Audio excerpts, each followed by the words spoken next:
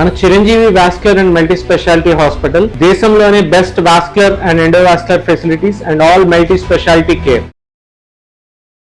నమస్తే రమగారు. నమస్తే జయ. రమగారు, పూజ గదిలో నీటి పాత్ర ఉంచాలి అని అంటుంటారండి. దీనికి ఏదైనా కారణం ఉందంటారా? పూజ గది ఉన్నవాళ్ళు ఎంతమందికి ఉంటాయి పూజ గదులు? అవును కదా. దేవుడికి ఒక గూడు, ఒక గూడో ఒక చెక్క మీద దేవుని పెట్టుకుంటాం. వంటింట్లోనే ఒక గూడు ఒక ర్యాక్లో ఏర్పరచుకోవచ్చు. హాల్లో ఏదో ఒక పక్కన పెట్టుకుంటాం. ఇంట్లో రాగానే ఒక పక్కన పెడతాం. దేవుడి గది అంటూ ప్రత్యేకంగా ఉంటే విధానం వేరేగా ఉంటుంది. సాధారణంగా మనం దేవతార్చన అనగానే ఏం చేస్తాము? దీపారాధన చేసుకుంటాం. తర్వాత ఏదో పళ్ళో ఫలమో పంచదారో బెల్లం ముక్కో పటికి బెల్లమో, పంచదార అందరూ పెట్టరు, పంచదార పనికిరాదన్న భావాలు కూడా ఉంటాయి. అవును, పటికి బెల్లం కానీ బెల్లం కానీ లేకపోతే ఇంకేదైనా పదార్థం చేసిన పదార్థము నివేదన చేస్తాం. సాధారణంగా నివేదన చేయాలంటే ఏం చేయాలి? నీళ్లు చల్లి దాని మీద ఒక మంచి శ్లోకం, తత్వం తత్వేన పరిశించామి అని శ్లోకం.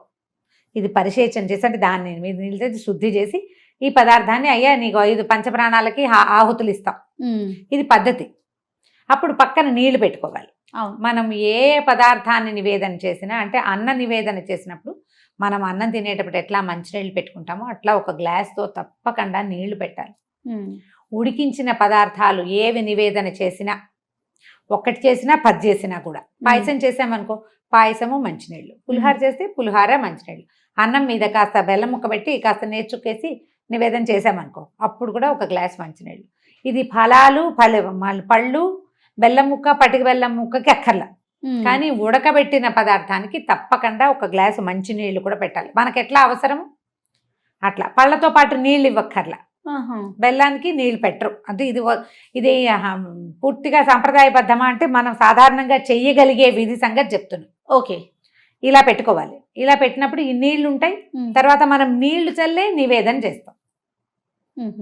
నీళ్లు చల్లకుండా పళ్ళని ఊరికే పెట్టి తీసుకో అని చెప్పరు. పూజా విధానం అంటే ఒట్టిగా దీపారాధన పెట్టి 2 పళ్ళు పెట్టి దండం పెట్టుకునే వాళ్ళకి కాదు ఇది. ఇట్లా నివేదనగా చేయగలిగే వాళ్ళకి, ఆ రకమైన మంత్రాలు నేర్చుకునే వాళ్ళకి పుస్తకాల్లో ఉంటాయి. అవి చదువుకుని నివేదన చేయాలంటే మనం సత్యనారాయణ వ్రతం చేసినప్పుడు బ్రాహ్మణ ఆయన వచ్చినప్పుడు చెప్తాడు కదా, అవును, నీళ్ళు చల్లి చెబుచ్చండి, చేయి చూపించండి, ఇలా చెప్పండి. మనకు మంత్రం చెప్పకపోయినా ఆయన మంత్రం చెప్తాడు, మనతో క్రియ చేయిస్తాడు. అవును కదా.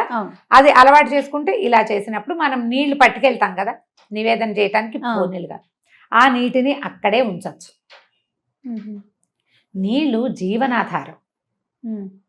నీరు ఎక్కడుంటే అక్కడ జీవం ఉంటుంది. నీరు లేని చోట జీవం ఉండదు కదా. ఆ నీటికి ఆధారభూతమైన వాడు నారాయణుడు, విష్ణుమూర్తి. ఎక్కడ నీరుంటుందో అక్కడ విష్ణువు యొక్క ఇది ఉంటుంది. ఆయన అక్కడ ఉన్నట్టే, జీవం ఉన్నట్టు. మన కథ నడుస్తుంది కదా. నీరు లేకపోతే ఏముంది? పక్షులు కూడా నీటి కోసం వలసపోతాయి వెతుక్కుంటూ, జంతువులు నీటి కోసం వెతుకుతాయి. మనము నీరే కదా మన జీవనాధారం. గాలి ఎంత అవసరమో నీరు కూడా అంతే అవసరం. నీటిలో ఉండేది గాలే కొంత. అవును అవును కదా. కాబట్టి ఈ నీటిని ఇలా గనక దైవం ఎక్కడ పెట్టుకుంటామో అక్కడ నీటిని గనక ఉంచితే అక్కడున్న జీవశక్తి వృద్ధి అవుతుందని ఒక నమ్మకం. ఓకే, మనం ఈ పట్టుకెళ్ళిన నీళ్ళు అక్కడే ఉంచేస్తాం. రేపొద్దున మళ్ళీ ఆ నీళ్ళు తీసేసి ఫ్రెష్ నీళ్ళు పెట్టుకుంటాం. నివేదన చేసేసాక పళ్ళు తెచ్చేసుకుంటాం, కానీ నీళ్లు తీసుకురాము. నీరు అక్కడే ఉంటుంది. మనం నీళ్ళు చల్లడానికి పట్టుకెళ్ళేమా? ఈ పట్టుకెళ్ళేవి రాగి పాత్ర అయ్యి అయితే దాంట్లో ఒక తులసి దళం కానీ వేసి కనుక, నులతలు లేకపోయినా పర్వాలేదు, వేసి పెట్టుకుంటే మర్నాడు పొద్దున నీరు తాగచ్చు కూడా మనం. ఓకే, శుద్ధంగా ఉంటే. దుమ్ము అవి పడితే కాదు. ఆ నీళ్ళని ఏం చేస్తాం? ఒకవేళ తాగలేదు మొక్కల్లో అది చేస్తాం కదా. ఇట్లా నీటిని గనక ఉంచితే ఏమవుతుందంటే మనకి భగవంతుడిని మనం ఎక్కడ స్థాపన చేసి మనం నమ్ముతాం. మన ఇంట్లో పూజ గదిలోనో దేవుడి గుడి దగ్గర కూర్చుని మనసు ప్రశాంతంగా ఉంటుంది. అక్కడున్న ఆ శక్తి వృద్ధి అవుతుంది ఈ నీటిని ఉంచటం వల్ల. ఒకవేళ మనకి ఇలా అవకాశం లేదు, గది లేదు, కింద కూర్చునే వీలు లేదు, ఎక్కడో గోడకు ఒక కాయ చెక్క పెట్టుకున్నాము, దేవుడి పటాలన్నీ పెట్టుకుంటాం.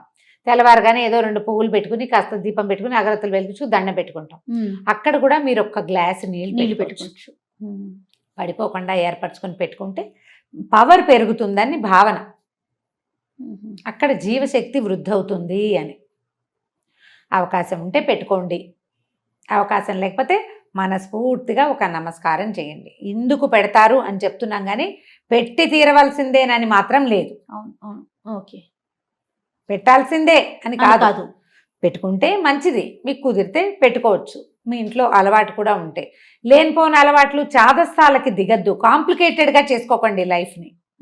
అక్కడ అవకాశం లేదు, నీళ్ళు ఏదో పెట్టకపోతే పంప అయిపోతుంది. మునిగిపోతుంది అలా అనుకోదు. అలాంటి భావాల్లోకి వెళ్ళదు. నేను ఏ పాయింట్ చెప్పినా మిమ్మల్ని చాదస్తాల వైపు, పాత పద్ధతుల వైపు తప్పకుండా అది చేసి తీరాలనే భావాల్లోకి తీసుకెళ్ళటం లేదు.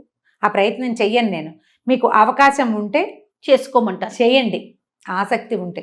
ఒకవేళ మీరు పెట్టదలుచుకున్నారు, మీకు అవకాశం ఉంది, ఇంట్లో పెద్దవాళ్ళు వద్దన్నారు అనుకోండి, అప్పుడు పెట్టద్దు. మన ఇంట్లో అలవాటు లేదు, ఇప్పుడు నీళ్ళు పెడితే ఏవేవో వస్తాయి, ఏం అవ్వదు, మంచే.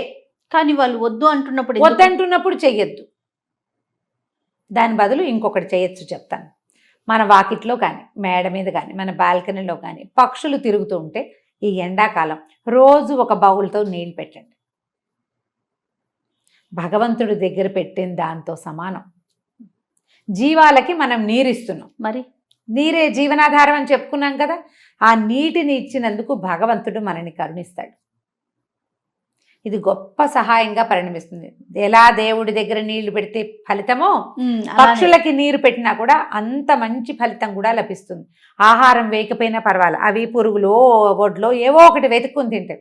నీటికి ఆవురావురు మనిపోతూ ఉంటాయి, మనలాగానే అవిను. అవును. వాడు ఎండలేని చోట కొంచెం నీరు పెట్టండి.